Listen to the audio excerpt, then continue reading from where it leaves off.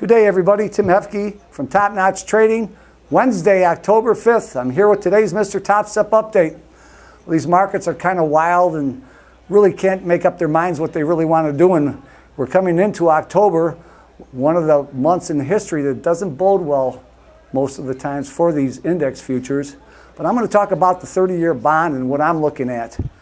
And you can see I'm going all the way back to a chart back in 2015 where they recalibrated the price structure. And with it came all-time highs down to new all-time lows theoretically, and then back all the way up as they stepped up the ladder to all-time highs here. So we're seeing an erosion in the bond market right now. So I'm going to go on a continuation with this low that made this high that refused to take out this high on its way back down. This low was key. It was hit a number of times on this trend line, and it did take out that top. So moving forward, we had a last low here at 160.31 on a continuation that took us to this all-time highs. I draw this trend line right now on a weekly continuation. It comes down to 160.27.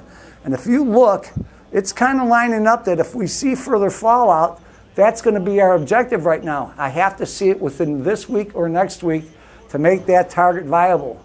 So let's go to the next chart. So moving forward, a continuation we found yesterday on a 200-day moving average. We were looking at 166.09 for a settle yesterday. Today when they opened, they ticked up one tick at 166.10. And wouldn't you believe it that that's where the December contract opened? 66.10 made a low of 66.09. The pre-market high was 66.27, but it failed to get there with a 66.16 high. So lo and behold, the next move went down and tested the pre-market low of the December at 165.30 and held spot on, but the ensuing bounce was a 166.09, a pivotal price TopNotch Trading put out there today.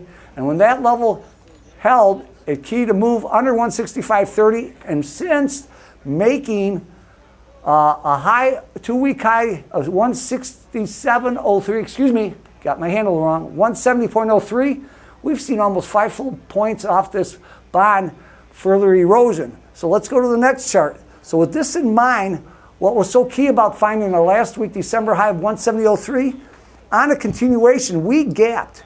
We came down. Now granted, we didn't make New Year lows or anything, but with this gap, last week we came up and we found and covered it.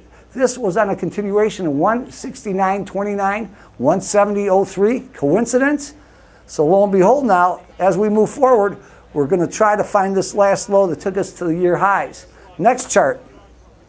Now this is how it all started out, finding that 170.23.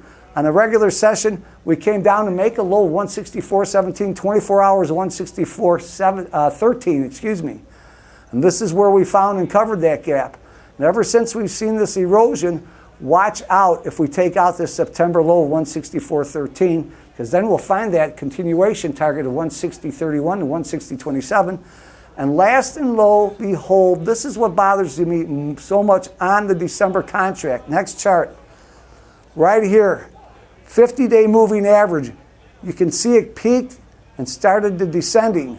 We were holding underneath the 100-day moving average, found it. We came up with a couple tests of the 50-day, and lo and behold, we came up, and now we are failing under the 100-day moving average. And that started yesterday. With it, has seen this quick erosion. If we see the 50-day cross the 100-day, and we start a parallel move lower, there's going to be more pressure, and I'm not sure how far these bonds can go, but I'm going to leave it at that. Have a great day, and we'll see you next time on MrTopStep.